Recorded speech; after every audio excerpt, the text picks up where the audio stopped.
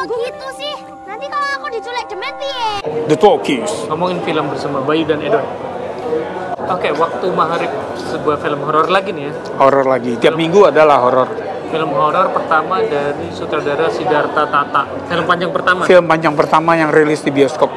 Ya, film ini mau mengangkat kehororan yang sebetulnya udah apa ya, di Indonesia udah umum bahwa Iya. Maghrib tuh horor aja. Ya, pamali ya. Pamali untuk keluar Pamali. pada saat Maghrib. Karena memang ada hadisnya yang ditampilkan juga di film itu. Jadi bawa masuk hewan dan anak ya di saat maghrib sampai menjelang awal isya. Jadi memang Karena disitulah waktu dimana inilah cuplikan hadis. Takut salah. Oke. ceritanya cerita horor, tapi memang tokoh-tokoh utamanya anak-anak menjelang remaja atau remaja SMP. Pra remaja ya, benar, anak-anak SMP kan mereka yang di usia dimana kalau Maghrib tuh bandel disuruh pulang nggak mau. kalau habis main kan sebelum maghrib balik ya gitu kan, tapi masih ada yang tambeng gitu. Ya, jadi film ini dibuka di Tahun 72. tahun 72. Tahun 72 di daerah Jawa Tengah. Jawa Tengah atau Jogja gitu ya. Kalau dari aksennya sih Jogja kan. Anak-anak yang awal.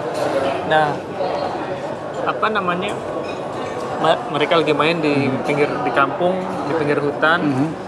Terus pas sudah maghrib, ini ada dua orang cowok dan satu cewek. Nah, mereka main lempar-lemparan pada saat maghrib. Terus apa? Yang cewek bilang, ayo kita pulang. Terus yang cowok tentu aja ngapain Biasa. sih? Akhirnya terjadilah dia main lempar-lemparan, harus ngambil barang itu di hutan. Udah menjelang maghrib, muncullah teror. Entah teror apa, pokoknya Establishingnya gitu ya. Iya. Yang dua nggak tahu, kita pada awal nggak tahu lihat apa yang terjadi sama mereka. Yang jelas mereka diseret lah. Yang satu jarinya putus ya. Jarinya putus. Nah, terus time skip 30 tahun kemudian Ke 2002. Ya masih kayak gitu, masih anak SMP pra remaja yang ketika habis azan maghrib mereka masih di luar rumah gitu, dan terjadilah sama seperti 30 tahun sebelumnya, terjadilah teror. Nah, cuma kali ini terornya nih memanjang nih ya, karena kayak korbannya pindah-pindah. agak beda sebetulnya dari yang pertama awal. Yang pertama kan kayaknya that's it, nih anak yang tambeng doang nih yang kena. Nah ini pindah-pindah bahkan ke orang yang memang nggak kelayapan di waktu maghrib juga, udah di dalam rumah, ya kan? Gitu. Iya. Nah intinya begitu. Jadi anak-anak usia SMP teror hantu, horor. Ya. Terus makin lama dalam waktu cepat nih berapa hari itu korbannya makin banyak dan sadis-sadis gitu kan.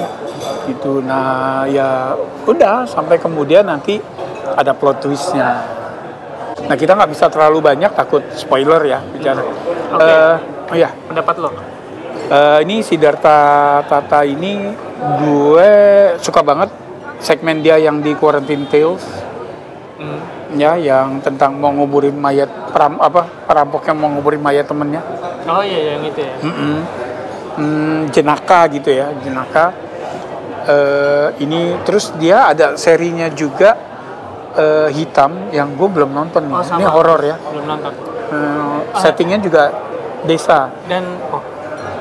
Dan waktu maghrib ini berdasarkan film pendek juga kayaknya ya. Berdasarkan film pendek. Ada keterangannya dia. Yang saya belum nonton ya. Kita kayaknya baru habis ini mau nonton nih film pendeknya. Nah terus dia juga seri Tunnel, adaptasi dari drakor. Oh iya, sutradara yang sama ya sih. Ya dia gantian tuh sama Iva Ivansyah salah satunya.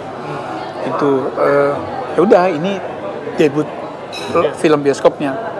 Gitu. Nah, atmosferik karena settingnya otentik ya, di desa beneran. Terus kayak rumah-rumah itu emang bukan dibangun ground up gitu, tapi memang yang udah ada Dan ini setting 2002 ya? 2002. Nggak terlalu banyak perbedaan kecuali di gadgetnya. Anak-anak belum main gadget tuh gitu. Belum ada sosmed 2002 gitu. Jadi itu sinematografinya terutama begitu landscape cakep banget ya. Landscape, dan memang siapalah kita yang ke pedesaan ke kamu pasti itu yang enak di mata kan. Nah itu ketangkep semua di kamera. Tapi dan kalau emang suka jump scare, ini film banyak banget jump scare, banyak banget. For me terlalu repetitif, jadi berasa repetitif. Berasa episodik jadi.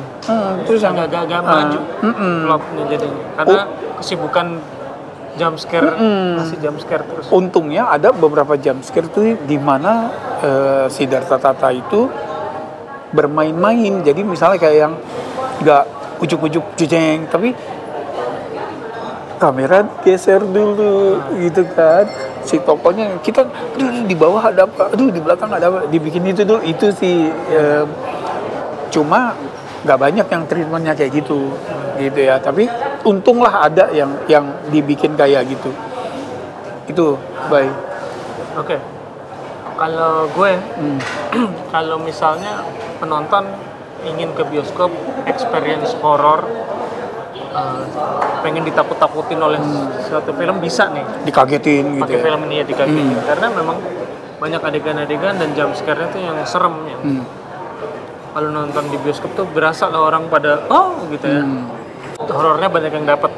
Tapi kalau bagi gue dari segi cerita agak-agak apa ya? Nggak fokus ya. Nggak fokus. Jadi kayak misalnya awal itu ada prolog yang 30 tahun lalu tuh. Itu tuh agak disconnect sama filmnya karena itu di callback-nya lama gitu setelah itu gitu. Apa yang terjadi sama mereka, apa yang telah dialami oleh orang-orangnya, apa yang dipelajari dari itu, kita nggak tahu. Gue ngerasanya gitu.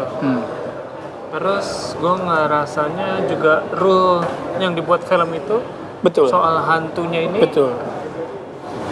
kita nggak tahu. Iya, terlalu. jadi maksudnya lu kalau melanggar maghrib bakal kena ini, kan misalnya kayak gitu ya. Tapi dia bisa melebar kemana-mana, terus ada yang cuma kemasukan, ada yang bisa sampai mati. Nah itu nggak jelas buat kitanya ya. Iya. Nah, terus sampai akhir loh. Iya. Jadi konflik antara hantu dan manusia itu gimana caranya untuk di-resolve sama para tokoh-tokohnya kan. Nah itu nggak ada juga. Nggak ada gimana cara kita menghalangi ini. Itu kayak di film itu nggak ada.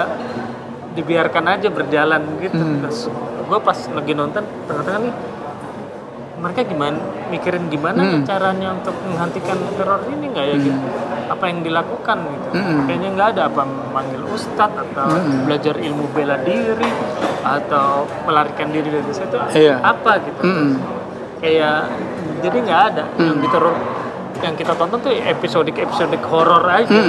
Yang termasuk juga nggak ada yang gimana supaya kita nggak digoda gitu kan, diganggu atau karena apa ya, misalnya kayak kalau lo bilang tadi kan misalnya kayak contoh kodrat, berarti jelas nih si hero-nya kodrat ya. Wah, lo minta bantuan karena dia bisa ruqyah gitu, jelas kan di ruqyah gitu loh. Nah kalau apalagi ya, kalau di sini tuh kayak yang agak random aja sih gitu kena. Terus juga yang gimana caranya supaya nggak digoda, nggak ada juga. Karena yang kena bisa siapa aja di sini. Kalau menurut gue juga yang melanggar waktu maghrib maupun yang enggak ya. Mungkin kalau gue ngomong terlalu spoiler, tapi ada beberapa yang dipaksakan gitu. Kayak ada tokoh baru yang muncul, kayak misalnya ya penyelesaiannya itu gimana, itu kayak nggak dipikirkan dulu. Terus juga dorman selama 30 tahun itu kenapa? Iya. Nggak muncul teror sebelum 30 tahun itu. Terus tiba-tiba 30 tahun kemudian. Kalau misalnya film kan ada dia buka kotak itu misalnya, atau dia ngelangkahin kuburan ada pemicunya ya. Ya ada pemicu. Ini orang 30 tahun tenang terus tiba-tiba mungkin itu juga hanya karena salah satu melanggar maghrib misalnya. Tapi kan dalam 30 tahun masa sih di desa itu nggak ada yang melanggar maghrib gitu kan. Itu jadi the rules of the games-nya yang nggak dipaparkan di sini gitu. Jadi sehingga akan terasanya sporadis aja udah gitu. oke. Itu sih. Gitu. Skor. Gue masih menghargai effort dari pemain dan kru teknisnya sih. Jadi 6,5. Oh oke. Oh iya satu lagi nggak tahu ya di waktu kita screening doang atau pas reguler juga kayak gini. Volumenya kencang banget ya, volume musik dan sound effect-nya itu sih. Dan itu kan karena lumayan sering ya, jadi ya lumayan rapet kan jump scare-nya. Jadi kita nggak tahu apakah itu adalah suara sound bites dari tokoh atau itu back sound musik kita, ya kan? Iya, gitu. Nah, gue juga sama kayak Bayu, 6,5 karena kelihatan ya effortnya itu kelihatan. Terus juga ngelihat bahwa iya nih maunya kayaknya bagus gitu. Maksudnya ada intent ke situ gitu ya. Tapi memang kalau memang pengen serem-sereman aja, Nggak perlu dibikin. Ini Ya non-stop nih, ini ya lumayan non-stop jump scare-nya. Prostetiknya juga bagus kok. Ya udah, yang mau komen silakan komen, subscribe ya kalau yang belum. Thank you udah mampir. Iya, sampai ketemu di film berikutnya. Salam.